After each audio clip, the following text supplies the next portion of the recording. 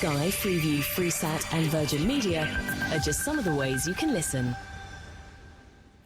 Well, if you're in Iran and you want to watch international television, what do? You put up a satellite dish and sit back. Well, that used to be the case, but no longer. The European Union has now issued a statement demanding that Iran stop jamming satellite broadcasts by international broadcasters. The EU said interference should end immediately and said it's considering countermeasures. I've been speaking to the blogger Potkin, who runs a blog for what he calls secular pro-democracy activists inside and outside Iran, as he is. I asked Potkin just what kind of broadcasts the Iranian government now jams, and indeed how long they've been doing it.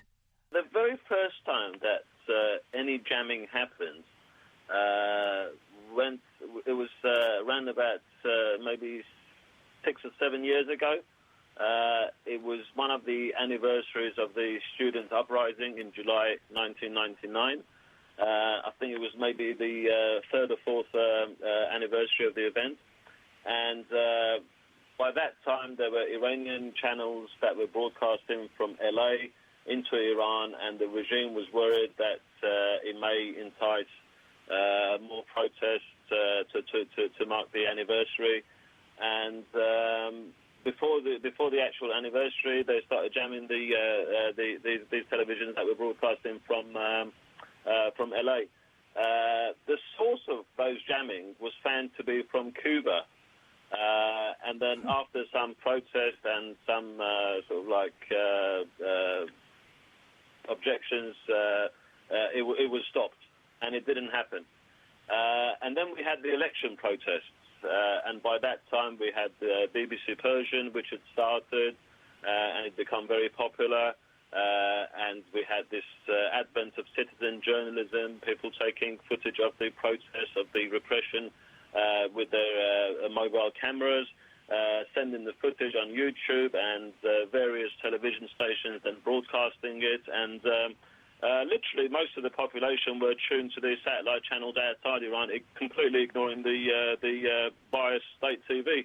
And then the second round of jamming, if you like, started, and this time it was much more severe, and it's escalated really in the last month to the extent that when I speak to people in Iran, the news channels like VOA Persian, BBC Persian, Deutsche Welle, all these are constantly jammed, and sometimes even entertainment channels broadcasting from Hotbird, Eutelsat, even they're jammed, even though they've got no political content and it's just purely entertainment.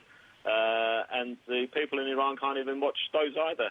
And if you've got a satellite dish, there's not really any way around this, is it? You've got to point your satellite at the appropriate transceiver on your dish at the appropriate transceiver, so you've got to be able to get reception. And if somebody's trying to jam it, there's not much you can do. That's right. I mean, basically what they do, they point this very powerful carrier at the Eutelsat satellite, which effectively blocks through the RF interference, the uplink signals, which means the satellite doesn't receive the data it was supposed to be broadcasting, so nothing comes through. So you may have a dish, but you can't watch anything. Right. I mean, just to give you an idea how bad it's been in the last month, the news blackout in Iran is so severe because at the same time they grind the internet to a halt as well. So you don't have the internet either, and you don't have the satellite TV stations either.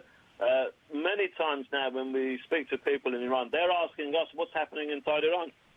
Up to now, the European Union, has issued a statement then demanding that Iran stop jamming the broadcasts. Are you saying that that's not really much, Potkin? Do you expect a lot more?